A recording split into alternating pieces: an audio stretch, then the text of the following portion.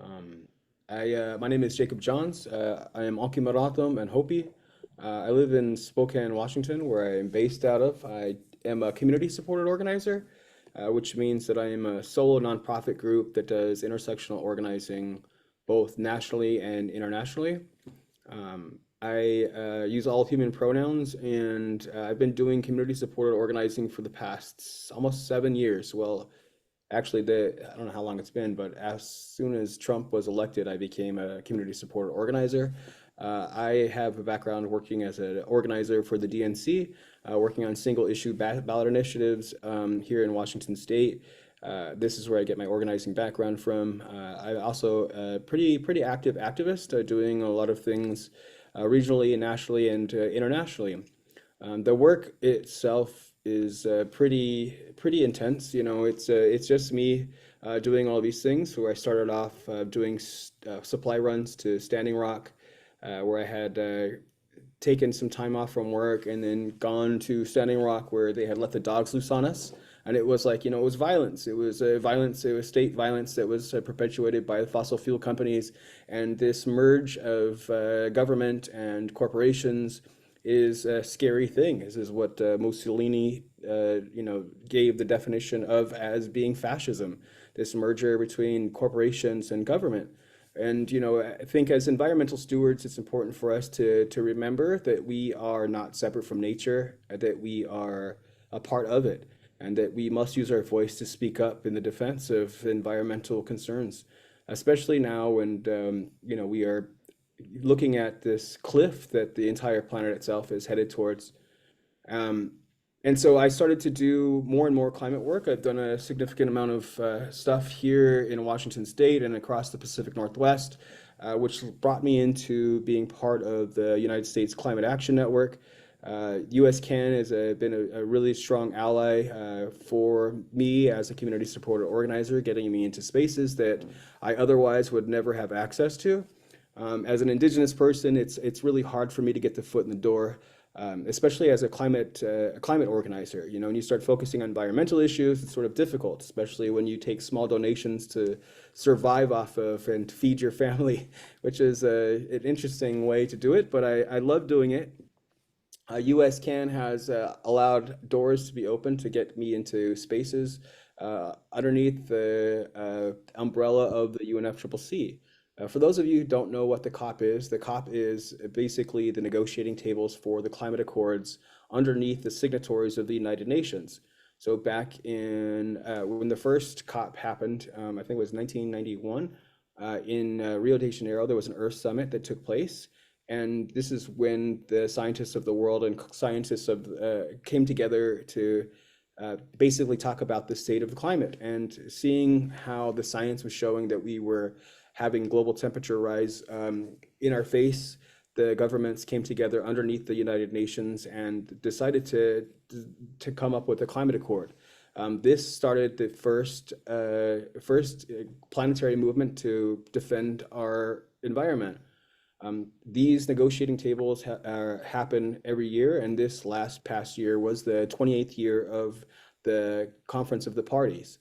The parties themselves are the signatories of the climate accords, and so for those countries around the world who signed on to these climate accords, ultimately the idea is to reduce carbon and to get back to a state of pristine environmental space where the world was before the Industrial Revolution. The idea, some of us have heard of the Paris Accord at keeping it 1 point below the global temperature rise below 1.5 degrees Celsius and well below 2 degrees. Well, this past summer, the Earth has reached that tipping point. That 1.5 degrees was reached globally back in June, I believe, putting a very, very dark shadow across our future. And for those of you who are aware of the world, circumstances, that these rising sea levels and the warming climate is having disastrous effects on climate around the equatorial region or the global south, and that the 1.5 degrees Celsius is really actually steeped in white supremacy because it's only at 1.5 degrees Celsius rise in global temperature that the Northern Hemisphere, mainly North America, Europe, and all of these places in the Northern Hemisphere will start to feel the effects of the impending climate collapse.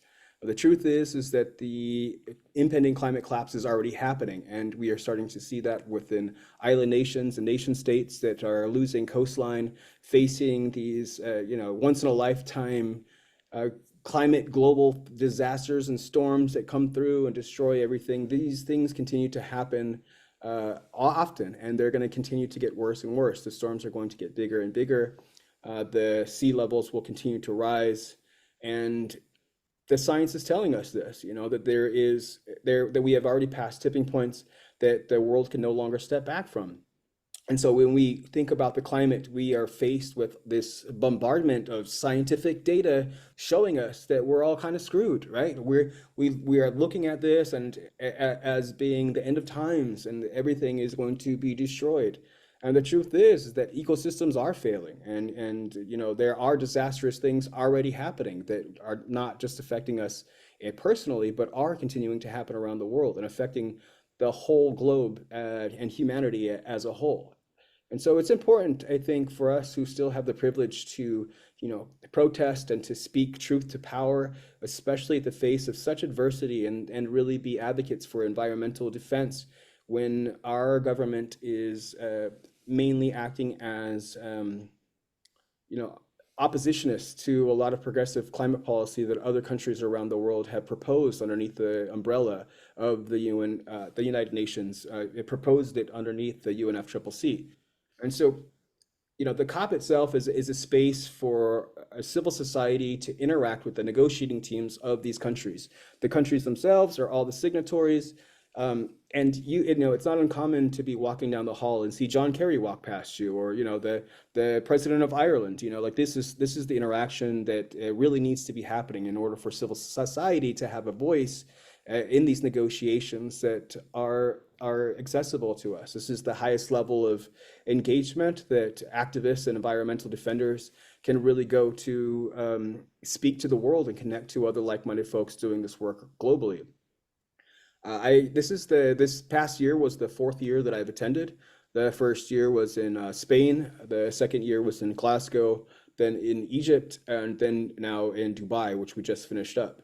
Over the past years, coming in as a solo person, doing grassroots fundraising to get me into these spaces to provide, housing and flights, and it's not cheap to do this type of work on the global scale. But I realized that one voice is just merely one voice, especially when you're trying to shift the consciousness of the entire planet.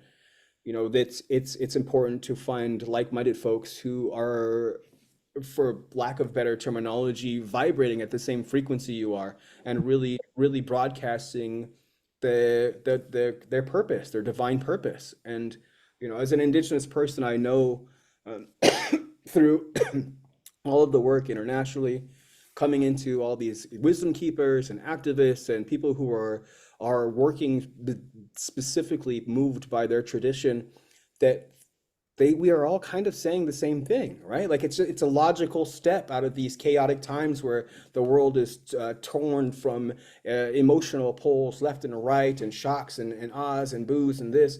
But the truth is that we must be logical in times of chaos, that we must step away from emotion and really try to focus on logic and what the future. And so when the scientists are telling us that everything is on the catastrophe, and that governments are doing neoliberal lip service, not doing anything but making it seem as though they are, that we understand that the world is dying. But as the old world dies, a new one is created. And it's important for us as Indigenous people and as part of the delegation, and for optimistic environmental activists to figure out what it is that is possible. What is the thing that is going to move us in the right direction? What is going to keep us alive in the face of adversity, especially when we're looking at the impending climate collapse that's going to destroy all life as we know it on the earth? And so trying to find like-minded folks like this really wasn't that difficult. There was a lot of overlaps. Been doing this, work pretty hardcore for the past 7 years, and there was a lot of overlap. For one of the collectives, one of the groups that I am in is a group called the Earthrise Collective, which is a monthly meeting of Indigenous wisdom keepers and thought leaders and activists from around the world to come together and try to find ways to merge traditional ancient wisdom into contemporary ways. Like, how do we take this ancient knowledge and bring it to the forefront of how we move? And 2 years ago, before the COP27 in Egypt, we had a meeting, our first in-person meeting. A lot of the folks who were taking part in the Earthrise Collective gathering in person um, were actually participating in the COP as well. So it just made sense to have the in-person meeting before the COP. So we met a group of 38 of Indigenous wisdom keepers and activists came from around the world to Dahab, Egypt for a week to spend time praying together, sharing traditional knowledge, doing wisdom. This all culminated in us hiking up to the top of Mount Sinai at midnight to do ceremony at sunrise to really use a unified prayer of global intention for us at this sacred place, at these sacred places from all the Abrahamic relations or religions being there to broadcast the possibility of us surviving. And both, well, not just surviving, but living and opening the door to a world that is just and healthy and livable. And so taking that energy into the COP space was difficult because you go from, being in these prayerful spaces where everybody's emotionally intelligent and they're strategically putting their prayers in places, going into the chaos that is the COP. When we talk about the COP, there is a separation where you have environmental people, environmental advocates from around the world who are grassroots and indigenous folks that are doing the song and dance and saying all these different things and presenting at all these places, but it's completely separate from the negotiations themselves. The high level negotiations are taking place outside of the public view, and it's these seedy deals where state governments are negotiating trade deals on our behalf and the future of humanity. And it's important for us to sort of take those two spaces and merge them together. And so it was important for the for groups, portions of the collective to form a delegation that we can say, yes, we need to pray. This is something that we need to do. Like it's a no-brainer. We always need to pray. We need to do ceremony, especially when we're looking at collapsing of everything that we know as life itself, that we must put our prayers together. And it can't just be from one tradition, it must be from all traditions. And as somebody who was a Unitarian Universalist, right, like this is just the way that things work for us. Right? This is just a no-brainer. Logically, this is a step for us to evolve. But in practicality, we must take that conceptual prayers and that conceptual energy and find a way to merge it into a contemporary way for us to move forward, utilizing and distilling the indigenous wisdom from not just one tradition or bioregion or whatever it is, but from this complex mixture of indigenous wisdom from around the world. I cannot speak for the oceans. I'm a desert Indian, right? I'm from Arizona. I don't. I live in the Pacific Northwest. I don't. I live very much inland. I'm not even far from the ocean, and so I can't speak to the ocean needs and all of the things that take place. And as somebody who wants to make sure that we are having equality and really moving together in a unified voice, it was important to find these delegates to speak for the oceans and for the ice and for the all of these wonderful things that are outside of the context of space. The beautiful thing is that ultimately deep down, people want to survive. We want to live. We want our children to flourish. We want our grandchildren to become the blossoming flowers that they are meant to be. And it's important for us now in this contemporary light to find ways to allow that to happen. It's not uncommon to find or to have a conversation with somebody from a Gen Z who's just so dismal. Like, yeah, we're all screwed. Like if you talk to my 11-year-old daughter, she's just like so apathetic to these chaotic things that take place that they've just normalized and are completely desensitized to. And when we step away from the negativity, we have to focus on the positivity. Like what is possible? What can we do? And I can tell you now from my own personal tradition that we are in a time of change, that we are on a time of turning, this is a time that has been prophesized by my people, for thousands and thousands of years. We know that this time is coming and that the merging of peoples coming together to form a unified family of humanity is what is taking place. And in the face of all the destruction and the consumerism and all of these things that the governmental forces around the world have done after colonization, that there still remains truth in indigenous wisdom. And these indigenous folks from around the world, I think, are making up 5% of the planet, are protecting 85% of what's left of the world's bioregions. And that itself is really, really powerful. The first presentation that I gave at an official side event at the UN COP25 in Spain was grassroots community solutions, trying to find ways to uplift the stewards of environmental defense into contemporary climate policy, really focusing on how to organize around the moral responsibility that indigenous people are upholding and try to find ways to match that bilaterally with contemporary climate policy.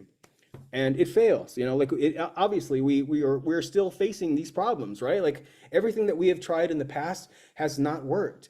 And there have been small victories, yes, but ultimately what we are trying to do is shift things on a massive scale. We have gone past the point of small steps is going to get us to win.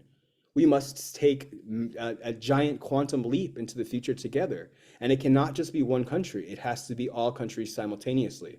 The idea was for us to come together and utilize our brains in a way that was going to be able to have a roundtable discussion across the language barriers and the traditional barriers and the time zone barriers, and put our thoughts together to create contemporary climate policy that we could advance underneath the UNFCCC umbrella. I know as an American, it's really difficult to do environmental work, especially when we try to get something passed in the legislation. I mean, I'm sure that the frustration is not just here in Washington, but it's around the world, right? Like it's everywhere, where we try to put something forth that has hope, that has a proper way to approach any subject for the better, and it always gets watered down or it gets naysayed and all these different things. And so if we need to take a giant quantum leap into the future together, the best way to do that is to find global solidarity and utilize that global solidarity in ways that takes the conceptual prayers of the world and all of the traditions and puts them together into one unified voice. The idea moving forward is to utilize our delegation to set up bilateral meetings with the negotiating teams throughout the negotiation process. So the COPs themselves are about 2 weeks. Excuse me. This year, we wanted to have a week ahead of time for us to gather, to decompress, to pray.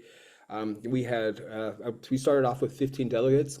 I think physically we had 12 delegates show up in person, and there was a lot of overlap and different things that took place. But we had been working for the full year beforehand to, first off, create the policy document. Find the delegates that were of substance, right? That's a hard pull. We started off with 60 people, potential delegates. We whittled them down to 15. That whittled down to actually 12 in real life, but there was 15 delegates from all the world's bioregions to come together. I mean, we had Incan medicine men, we had Sami wisdom keepers from the Arctic Circle, we had folks from New Zealand, Australia. I mean, it wasn't just North America. There was folks from South America, Olmec, Toltec medicine people. I mean, we had a crown prince of the Kingdom of Benin. I mean, it was a big movement for us to come together and try to pull these things together. And through all the talk that we had, a discussion around it was really, people were concerned about the economy, right? Like, if we get rid of this infrastructure and the way things are now, how is this going to affect jobs? And that's a fairly big concern, right? Like, that's a big concern for a lot of people. So really trying to focus on a just transition kept popping up. It was incredible how much that reverberated through the delegation.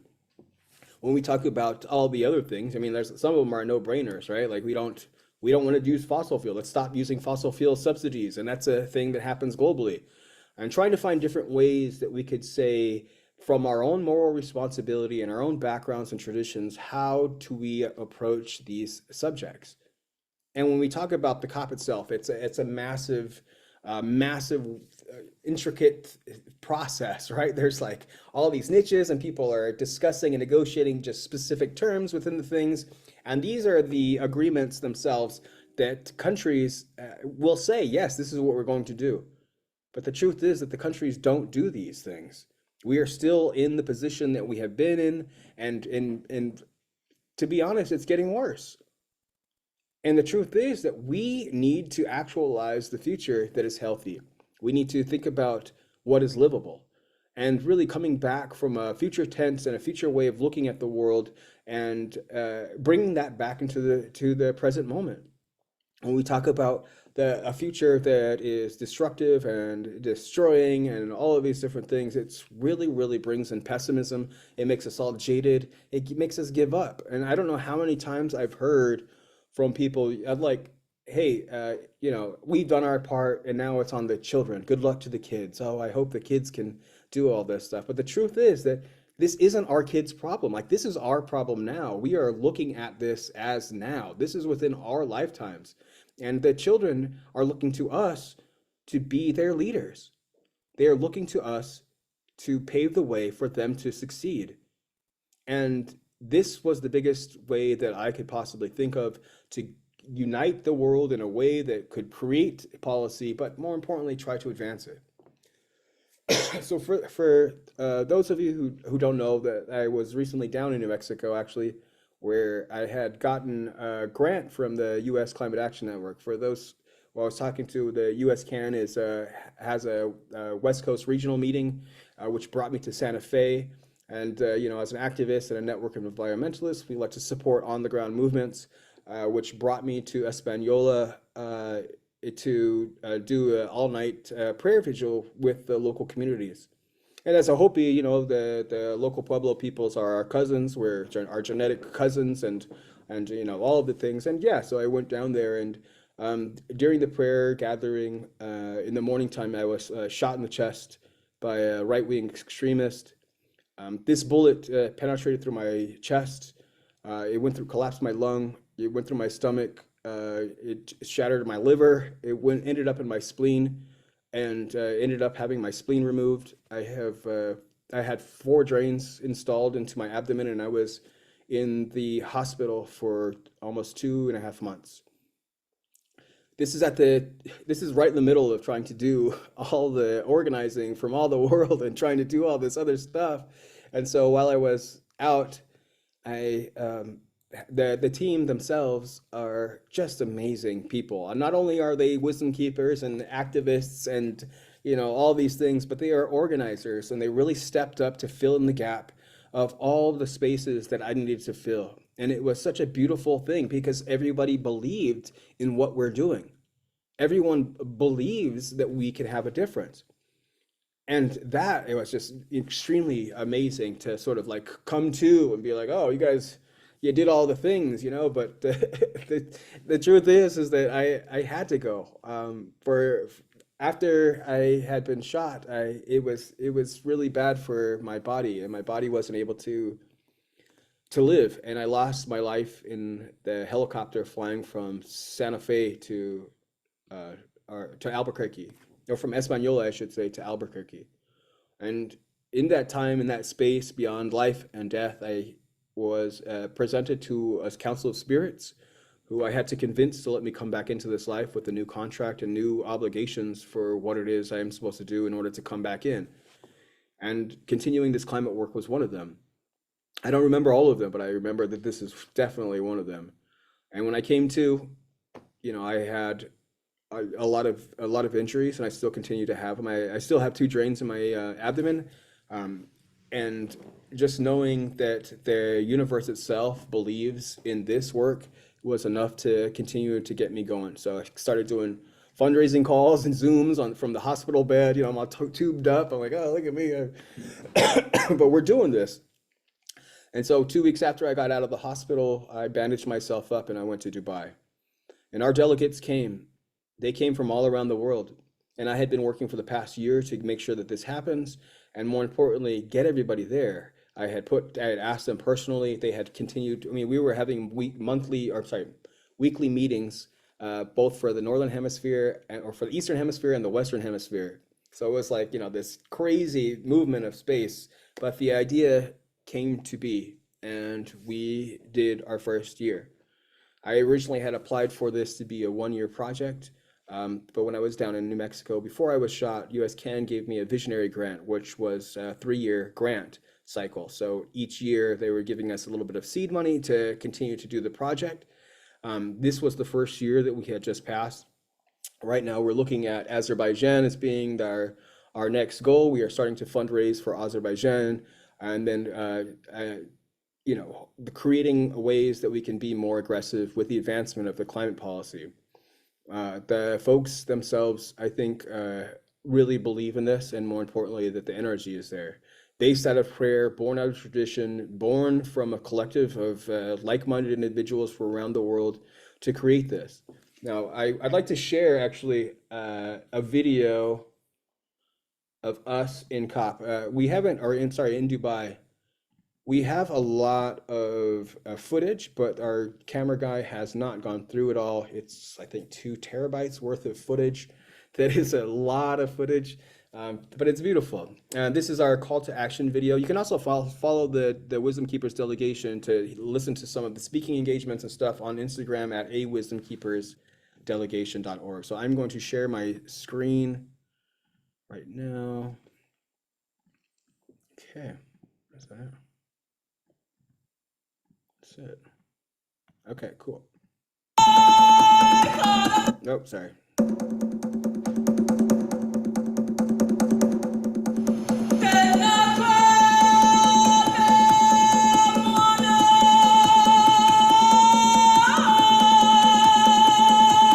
It's important for us to come together, build consensus, and love one another in a way that projects into the future and broadcasts for a new reality to be born.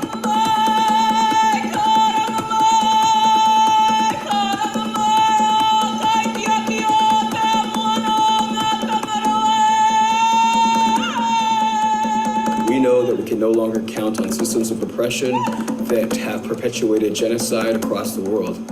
It's important for us to utilize our voices now in a contemporary light so that we can be in solidarity with the future of humanity. Log on to wisdomkeepersdelegation.org to sign our call to action.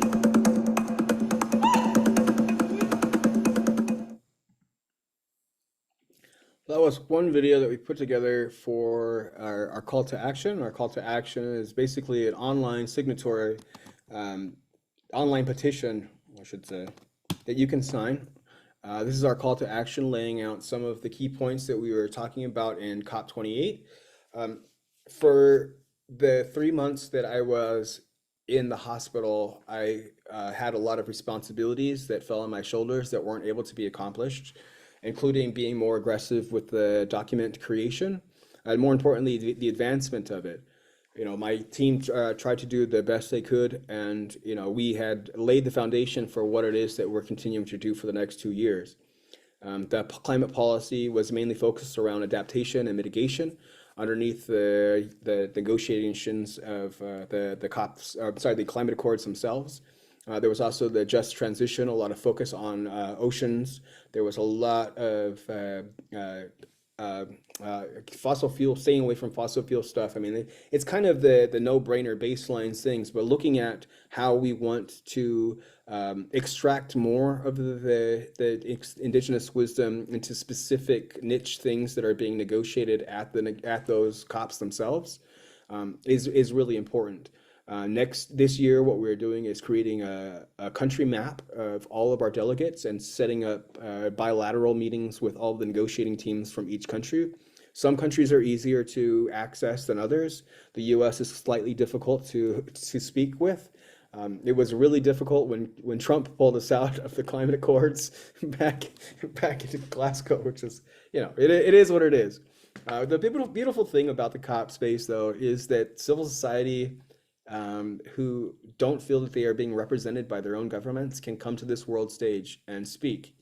So, as the negotiations are taking place, there are side events. So either official side events sponsored by the UNFCCC, and then there are smaller events that are taking place in pavilions throughout the COP space themselves. We did a lot of prayer and we did a lot of engaging with the specific technologies and the specific traditions from our own respective bioregions, but we fell short from having those intense conversations that we need to have the bilaterals. And the bilateral situation is sort of a delicate where you sort of have to play politician, where you're like, trying to set up one-on-one bilaterals with negotiating with state departments, basically, right? This is a delicate game, but if there is anything better to do with my time, I don't know what it is. I literally, I mean, like if we could focus on smaller things, we can do all these other things, but ultimately what connects us is our planet, right? Like we are the planet. And so many people fail to see that. And so many traditions have taught us through after colonization that consumerism is the way to be, that we must have as many material things as possible. We can extract and exploit nature for our own selfish desires. But we are past that point of separation. I think for a lot of us as environmentalists that we can feel the pain of environmental degradation. We can feel the collapse of all these things and how saddened it is in our hearts to see, that to see no snow. Our winter doesn't even really exist here. And it has in the past. When we see the rising sea levels, we see all this destruction. It's a part of us because it's affecting us in these ways. And thinking about the globe holistically is important. And so this is the approach that we are taking. This is us using our voices. This is us praying and singing to bring together the attention of the world, to shift the hearts and minds of world leaders. And more importantly, broadcast this energy that the world so desperately needs right now. I think the biggest impact we have is just coming together. I think walking through the COP space dressed up traditionally from our delegation was wild. It was like a band of superheroes walking through. We couldn't walk 5 steps without having to do something and stop and giving interviews and taking pictures and doing all this stuff. And using that, I think, is really, really key for us to move forward. So often in these spaces, Indigenous people are tokenized and brought out to do a song and a prayer. Oh, here comes a medicine man from the Amazon. He's going to bless everybody with, whatever. And back to business. And now we're going to start talking about blah, blah, blah. And, greenwashing and geoengineering and all the other things that are false solutions to this climate catastrophe. And oftentimes the verbiage that environmentalists and Indigenous people bring to the space gets utilized by greenwashing and other folks. I mean, it's kind of sad, but once we start to see the sadness for what it is, then we can utilize it for the benefit. We can use our parade. We can use our brightly colored, eye-catching traditional wear to open doors to let us into the places that we need to get to in order to speak truth to power. So I would like I dropped the wisdomkeepersdelegation.org website into the chat, and you all can feel free to just sign in there, check out the stuff. There's also the climate policy document that's out there. We are right now collecting funds and doing fundraising and speaking tours for COP29, which is scheduled to be in Azerbaijan. Azerbaijan is far away. It's in the middle. It's Eastern Europe. It's a desolate place. It's not a friendly country to activists. It's not a friendly country to environmentalists. The country of Azerbaijan has raised some controversy just recently. For those of you who don't know, that in COP28 in Dubai, the United Arab Emirates had elected to put an oil executive as the president of the COP itself. I don't know how blatantly obvious this can be and how many oil deals were done there, but the country of Azerbaijan has picked this same person to be the president of COP29 in Azerbaijan. And so, these are the facts, and we have to do something. We can't just stand by and let this take place in all these other, and especially in our name. I think that's the most frustrating thing is being an American and seeing our negotiating team and our governments naysay political movements underneath the umbrella of the UNFCCC and say no. Countries will come together in small coalitions to try to develop these amazing things that can help and benefit everyone. And then it comes to the negotiations, and the US is like, nah. And then China says no, and then Russia says no, and it's just like this obstructionist behavior that is shameful. And I think for us who have free speech and have the right to speak up, and more importantly, advocate for logic in a chaotic world, that we must realize what is happening in our names, supposedly on our behalf, on these world scenes. And it's shameful, it's shameful. But more importantly, we have to be there. We have to be in these spaces. We must open doors, and we must speak truth to power. It is not us that we are only advocating for, but it's our children, our grandchildren, and great grandchildren. It's important for us to move in the space and figure out what is possible and how we can actualize that possibility so that the world itself and the future itself can be healthy, just, and livable. Yeah. So I'm just going to pause there.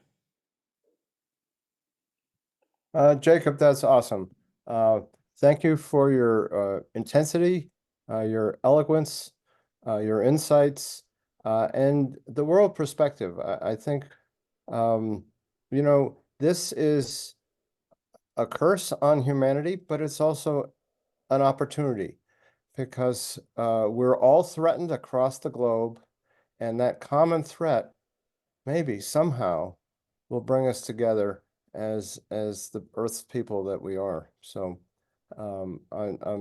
it's really exciting for me to hear you talk about it and the perspective of COP, because there's been so much press and it's very confusing about how do we interface with COP, and you've got a path, and it's great. So having said that, Tom, are there any questions in the chat, or can we just go? I think we're a small enough group. If someone has something they'd like to bring up.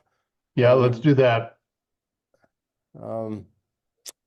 I would like to say, and this is, I may be out of turn, but since we have our treasurer with us, we're hoping that we can give a small donation, kind of an honorarium for you being here tonight, Jacob. And also, I would like to extend an invitation into the future, because one of the things you bring to this is the fact that you've been watching this process over time, close up, and that's so that it sounds like that will continue, and we'd love to hear you talk about it. COP29 and forward. We had a very good report from Glasgow. What was that, 26, 25? I've lost track. But the perspective you bring is different and more powerful, I think, for me anyhow. So is there anybody else who would like to ramble or have a cogent question? I have one, just so I guess I'd like to thank you, Jim, and especially Jacob, just because I've been doing this work here in New Mexico for almost 10 years now, and the COP always just seemed to me like too distant, too big, too remote, too everything. I just couldn't deal with it. But since we were having you as a speaker, I felt obligated to follow it and to read a lot of the summaries. And I guess one of the things I came up with was just, and I think this reflects your point of view too, is in spite of how it's run by oil magnates and how the United States comes in, all the major contributing countries come in with their self-protection rather than actual loss and damage money and leadership to help the rest of the world move to renewable energy and all these other things.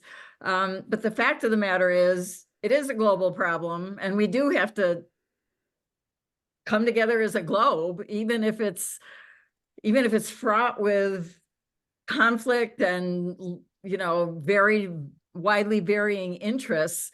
It is a global problem, and we do have to look at it that way. So that was my first sort of takeaway from this. One of the things that I read that I wanted to ask you about, I've been working on a curriculum for middle school teachers to help them teach climate change. And we talk a lot about both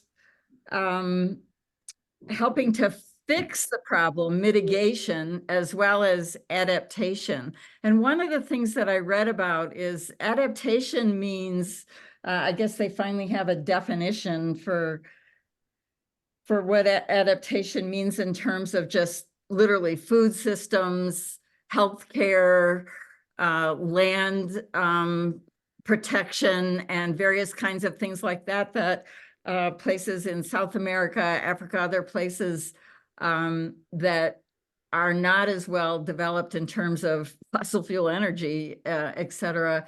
And one of the things that I read was that adaptation measures for less well-developed countries there's almost non-existent funding. All of the money is going to where somebody could make a profit, basically, which is mitigation. So if we can build a new way to produce a certain kind of energy, or we can build a new kind of car, and you can make a lot of money, everybody wants to put their money into that, but nobody wants to put big money into just adaptation measures to, for weather-related things and climate-related things and stuff. And I don't know if you were in any discussions about that, or if anything.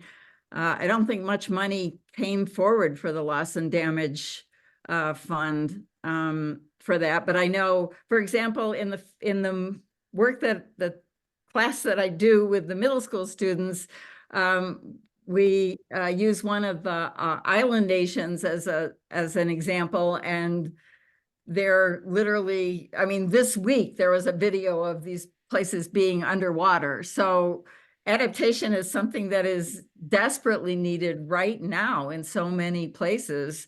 And yet, I don't know. So I don't know if you have any comments on that in particular, or how you phrased that with your collective and how that was raised. Yeah, we can't talk about adaptation and mitigation without climate finance. The climate finance is, it's always about money, right? We live in a capitalistic world. This is the way it is. It's frustrating because a lot of countries, after they have disastrous event happen, a typhoon comes through and wipes out the coastline, they're broke, and they have to fix it. They have to rebuild. People are starving. There's typhoid, all the diseases, all the things. And so what happens is that there is no fund, right? There is no fund that countries can go to and extract money from. There's no climate fund for this. And these countries, what they'll have to do is they go and borrow money from the World Bank. And when the World Bank loans money, they give stipulations on how that money comes back. So a lot of times countries, the third world countries who don't have the power to negotiate the terms of such loans, will agree to these horrible things that basically put them in debt. The World Bank enslaves countries, basically giving them interest rates, not allowing them to use the money to rebuild infrastructure that will make them a profit in their own country. They have to use different contractors that they approve of. There's a lot of stipulations in it. And so when we talk about adaptation, when we talk about mitigation, we're talking about this. We're talking about ways that we can, adaptation. When we talk about ways that we can rebuild infrastructure that can adapt to the climbing world, this is a conversation that we should have been having 10, 20 years ago. There were countries that were already talking about it, but it is what it is. So the idea for us to have global fund that third world countries and countries that are suffering from land loss and all the things to extract that money from without the restraints of the World Bank is imperative for these countries to succeed. And you know, the country, I think the U.S. Fell short, drop in a bucket sort of situation for what was pledged this year. And a sad fact is that countries have pledged money in the past, but the amount of money that they've actually put into that is minimal, and it's only a small percentage of that. So really forcing, not forcing, but getting countries to contribute to what they have said in the past, as well as new commitments, is very, very important for creating the loss and damage fund for countries to access. No, just the adaptation is about ways for countries to adapt. So that's infrastructure, housing, food, you know, all these different things that will happen as the world heats up. The mitigation is trying to put things into place that stop. That mitigate the circumstances of those collapsing ecosystems. And so there's a lot of, just to compartmentalize that all together for y'all. But the climate finance is the big one, and you know, really pushing into it. And for those of you who don't know, that the U.S. is the #1 leading contributor to greenhouse gas emissions historically. And if it wasn't for the colonization of the U.S., we would still have a healthy climate for the entire world. And for the U.S. to not contribute and give its portion of what it is that we have contributed to historically to the world stage to, you know, solve these problems is just absolutely disgusting in my point of view. You know, when we come into these places and there are small countries who need a certain amount of money and they have to go get money from the World Bank, it's just awful. For those of you who have ever seen a World Bank action, I mean, you go into it and it's just awful, awful, awful what happens to these people. And you want to enslave a whole country, borrow some money from the World Bank, in my opinion. So, you know, I can talk to you a little bit more about adaptation and mitigation offline if you'd like. I can send you the stuff so that way you can have maybe a little bit more of a grasp of what it is that we were doing to try to contribute to those two factors. Yeah. Huh. Thank you. Thank you, Jacob. You know, it's the U.S. has the historic huge carbon footprint. Here in New Mexico, we're a petro state, so New Mexico is second only to Texas in the production of fossil fuels. And we have these huge surpluses that the state doesn't know how to spend. And it occurred to me, why doesn't the state make some appropriations to this international fund? I mean, we are responsible as anybody. And this is where we, the people on this call, are living and working. And we're trying very hard to find out ways to talk about this to normal people. And this might be an interesting way to provoke a discussion. So, anybody else? Steffi, Andrew, Ken, Tom?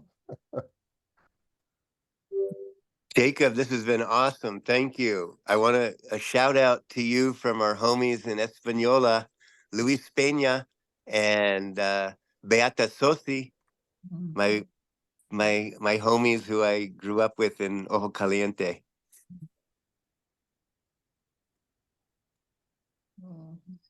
Yeah, much love. So last year, no, I guess it's the year before in Egypt, Biden came to the COP. And Biden's plan, their whole plan for the US was to create a charity fund, basically merging with Jeff Bezos and a couple of other large corporations globally to secure carbon offsetting, right? So these for those of you who don't know, carbon offsetting is the idea that we have a certain amount of carbon credits underneath the UNFCCC, and those carbon credits are sort of distributed in a way that once we pass them, we have to do something with our extra carbon. And so there's a bunch of schemes within the carbon markets that allow corporations to continue to pollute outside of their allowed pollution rate. and find ways to offset that. So a lot of times corporations will go into, let's say, the Amazon and say, we're going to buy this amount of land and we're going to buy it from the Brazilian government and we're going to not build anything so that we can continue to pollute in California. And so this idea of carbon setting and carbon offsetting is basically a scheme that does nothing to stop pollution anywhere. It just protects underneath this fake idea of greenwashing that everything will be okay if we don't destroy that portion of the planet. And so this was in no way climate action. This was just perpetuating the marriage between governments and corporation. Biden came and I interrupted Biden's speech and I actually got my badge revoked and it was kicked out of the COP along with 4 other people in Egypt. So this was a very scary action to do. It was unsanctioned. You know, we're in a fascist state of Egypt, which is a puppet government of the US. We were thankfully taken by UN security and not private security from the state. And we were taken and stripped and we did a wide variety of things. Right, we're angry, we're reactive, right? We have to do something. We can't just sit there idly and not let anything happen. We must do something. How much money is the United States government giving to the fossil fuel industry on a daily? I mean, it's a crazy amount of money that's happening. And so the year before in Egypt, it was very, very reactive. It was very, very emotional that we are in the fight for our lives. And Biden is up here saying in his speech that indigenous people have the solutions to the climate problems, but refuses to listen to indigenous people, even when we're standing there screaming. So this year, it was a little bit of a switch that we cannot just be anti-state. We cannot be anti these things. We cannot just be against things because as Mother Teresa said, that we cannot be oppositional if we are feeding that which we oppose by being in opposition to it. So we cannot just be anti-government or anti-fascism or whatever it is, that we must propose a way for us to step out, a new system that makes the old systems of oppression obsolete.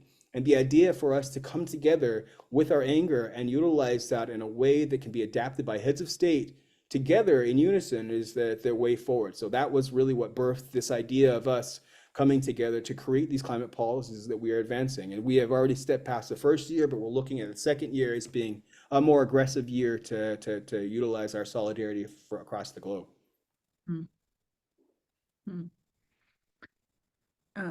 Jim, there's just another sort of follow-up question that I had never heard of this, but there's a movement, a group, I'm not sure, called the United States Fair Share Movement, which is another money part where the principle is that because of the United States traditional responsibility, as you were talking about, that there's an expectation that not only will the United States phase out all of our own oil and gas and fossil fuel use, which, considering we're the largest producer in the world, is no small achievement in and of itself, but also providing nations funding to help them get renewable energy without having to go through fossil fuels. And then the third part is just, as the largest historic emitter, reducing our emissions and sort of balancing out the jump start we had on causing climate change for the rest of the world. So have you heard of this thing called the US Fair Share Movement? Is that part of something that, anyway, like I said, I wasn't looking at it globally from organized people, so that was new to me. Yeah, a lot of my colleagues in the US can are part of the fair share thing, and so it's a big push domestically. I think what our goal in the coming years is to create climate policy that can be disseminated domestically so that we're taking the policy that we're trying to advance at the global scale and trickle it down into domestic policy and try to find ways that we can implement those policies, not just in the US, but across the world. And, it's easier to pass laws in smaller countries. The US is such a hard place to move anything forward that's politically progressive. I mean, it's just, we all understand the frustrations that we face, but the idea is for us to find ways that we can speak globally, be in solidarity with each other, and more importantly, defend the rights of our brothers and sisters in the global south, the equatorial region, and really import those needs and those desires here into domestic policy. Thank you for that question, Nancy. Steffi? I see your hand up. Hi, Jacob. I'm sorry, I don't have my camera on. I've got a migraine. Thank you so much for coming and for all the work you do. And I'm so sorry about what happened to you. And I hope you heal well and speedily. I was glad to hear that in the COPs that there are mechanisms for people whose government they don't agree with, for them to be able to be heard, at least by, other people, if not other governments.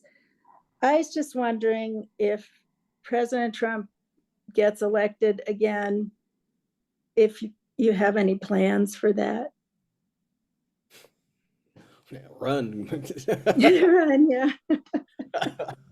You know, I think it's just absolutely ridiculous that this person who was just,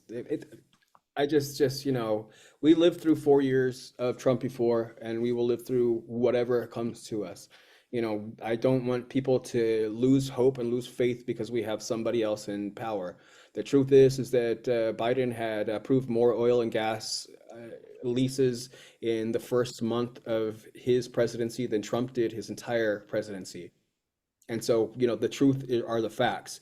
And, whether or not we have a racist, homophobic, womanizer, gross pig in the office, or we have a neoliberal person who is still passing the same laws and still allowing the same degradation to happen to our environment, that we must see past all the parading that takes place and understand that our world is at stake, our future is at stake, and that no matter who is the politician in charge at the moment, that there are forces that need to be counteracted by unifying humanity.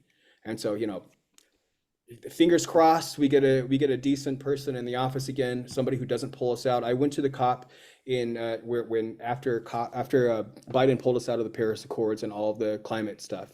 And I had meetings with the negotiating teams, and the negotiators themselves are, they're career politicians, they're career ambassadors. This is what they do as a career. And so they have to do the will of whatever president or whatever government is in charge of the United States at the same time, right? The look and pain of their hands being tied when we had one-on-one conversations really, really stuck out with me. I mean, that's their job is to negotiate these things and to work in these spaces and to advocate for all of the needs of the US. But when we were pulled out, what are we doing? What are we doing? And we lived past it. We lived past it. I mean, I think that if anything, it emboldened progressives to stand up and do stuff. I mean, it sort of withered off there after a while, but we are strong. I think, especially when it comes to activists and environmentalists. And now everybody will become an environmentalist when we are looking at these collapses in our own communities, in our own backyards. When it starts to affect our children, that's when you'll see everyone become an environmentalist. Yeah. One more thing. I just came back from a visit in Mexico City, and I was so taken with the enthusiasm and the youth there, and the two women running for president. One is an environmentalist. It just seemed like Mexico was really moving. I was wondering if you have any, worked with any people from Mexico, particularly the indigenous community, which is so rich there. Yeah, one of our delegates is a wisdom keeper from the Olmec and Toltec tradition. His name Oh, is wonderful. Indahi Batista. He is a medicine man, wisdom keeper from both of those traditions based in Mexico. He's a very strong advocate for all these environmental policies, but more importantly, does all of this work based off of his own traditions. A group of us traveled around before I went on New Mexico and got shot. I went to all these places around the world to sacred sites for 45 days with a collective of indigenous wisdom keepers to do ceremony and prayers at key points around the globe. We went to, it was I don't know if y'all are familiar with ley lines. There's this theory that there are points around the planet that amplify energy, and they run across the ley line. So it's like Mount Shasta, the Azores, the Great Pyramid, Stonehenge, these ideas that there's this idea of this. So Mindahi and a couple of the other delegates were partially on this journey where we had done ceremony at all these key places. And we cannot just pray. Like, we must take our prayers and put them into action. We cannot just sit there and listen to the teachings of a prophet. We must embody that prophet and to move forward together, utilizing those words from all the world's traditions into our current lives and walk with the confidence that we are doing what we're supposed to do. Hey, thank you. Thank you, Steffi. I think Tom has a question. Tom? Yes, thank you, Jacob, for attending the COP and representing us there. One thing that I have perceived as coming out of that last conference of the parties, as people, I think, tried to extract something optimistic out of it, was, the statement that finally, after 30 some years, in the closing agreement, there was some mention of fossil fuels, and that some acknowledgement that we needed to transition away from using fossil fuels as a species, about the minimum that you could expect some conference on global warming to state after all these years. But it was something, and it was interesting that it happened in a conference of the parties meeting where the head of the COP was a fossil fuel executive. So I'm just wondering, have you thought on that? Do you think it means anything? Do you think that we can take that result and turn it into something meaningful as something to organize around or push, or just what your thoughts are on that outcome? Yeah, I mean, mentioning fossil fuels was a big step forward. That's true, but it was also optional for countries to sign on to that. It wasn't binding legally at all, and there was no mention of coal, which is awful. I mean, it's just so awful to the environment. And so India and a lot of these other third world countries utilize coal to build a lot of their infrastructure is based off of using coal. And Yeah. so there was no mention of coal. There's nothing legally binding. I mean, there's a lot of holes when we think about all of this stuff. And this is where this idea of lip service comes from, right? Like, it seems like a good thing, right? Everybody's, oh, that's fantastic. Well, they talked about fossil fuels, and then here we go. It's just not legally binding, and countries aren't obligated to sign on to it. So even if they sign on to it, it's not legally binding, which is just like, and I hate to be the pessimistic activist here, but the truth is that, there are steps that are being done, that people can celebrate this at last, after 28 years, they start talking about fossil fuels. But also, we were in a fossil fuel country, and the head of the COP itself was an oil executive who continues to be the president again for this year. And so, there is a chance. We must always focus on the positive when we talk about the climate. One of the wisdom keepers that I met over the years, a man by the name of Jay Naidu, who was the energy secretary that was appointed by Nelson Mandela in South Africa. He's an amazing person who's done so much stuff for his entire life. And he was the one who stopped me in my tracks and told me that there is no room for despair when we talk about the climate. And so that's where it is, like we don't have the opportunity or the luxury to talk shit about our future. Like, we are here and we must focus on the good. There is no other option. And so, that was a progressive step for the world to start talking about fossil fuels. Do I think it needs to be more aggressive and legally binding? Yes. But of And course. this is Yeah. Yes. Thank you, Tom. Thank you, Jacob. Yeah. Jacob, I made a commitment to someone who wrote after I sent out the notice of this meeting, and they said that they had read somewhere there was something like 400 private jets flew into Dubai to bring delegates from around the world. And I said that I would ask you if you went on a private jet. No, I wish, right? I don't think I've ever stepped on a private jet. No, I had a painstaking coach ticket for 18 hours, I think was the total flight time with an aisle seat that people always ram into me, but no private jets for this guy. Well, you know, that your answer doesn't surprise me, but I said I'd ask. Um, so I think we're getting close to time to wrap up. Is there anybody else that has a question or a comment, or Jacob, do you want to kind of sum it up for us?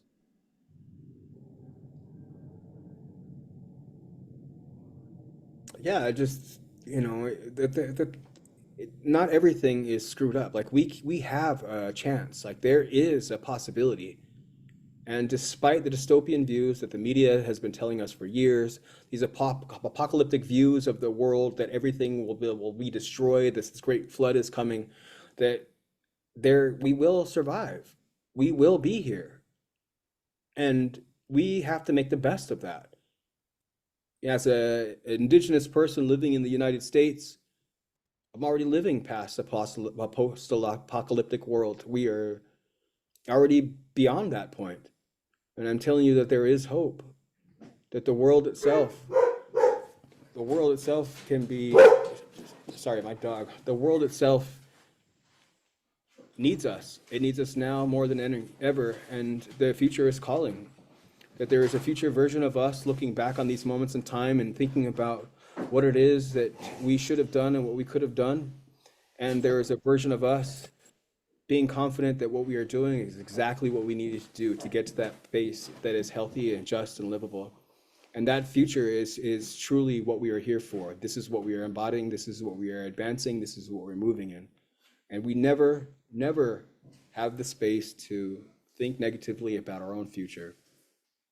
Just like Jay Nadu says, we have no room for despair when we talk about the climate. And there's plenty of ways to focus on the negative. We can just turn on the news and focus on the destruction, or we can quiet the minds of ourselves and listen to the truth of the universe, that there is a future that is healthy, just, and livable, and that we all come from there. Thank you, Thank Jacob. you so much. This has been just for me personally, really exciting, and a perspective that I needed going forward tomorrow when I go to the state legislature. And where the fossil fuel has 15 lobbyists for every one of us. So thank you so much, and take care of yourself, and say hi to your mom for me. I will for All sure. right. All righty. Good night, everybody. Thanks, Jacob.